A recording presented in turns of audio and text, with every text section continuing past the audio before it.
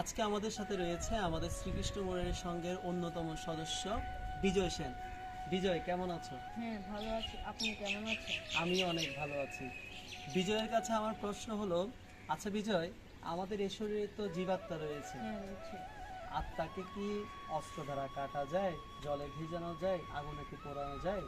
না, কিছু করা যায় না। শ্রীমদ্ ভগবদ গীতার 2য় অধ্যায়ের 23 নম্বর শ্লোকে শ্রী ভগবান বলেছেন, ন এনম ছিদ্যন্তি শস্ত্রাণি, ন এনম দহতি পাবক, ন চ এনম ক্লেদয়ন্তি আপ, ন শোষয়তি মারুত।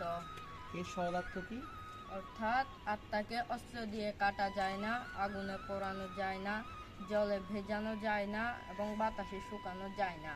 তাহলে অন্যান্য বস্তুর মতো আত্মাকে আমরা কাটতে পারবো না, জলে ভেজাতে পারবো না, আগুনে পোড়াতে পারবো না এবং বাতাসে শুকাতে পারবো না, তাই তো? না, কিছু করতে পারবো না। আচ্ছা, অসংখ্য ধন্যবাদ তোমাকে। আপনাকে ধন্যবাদ।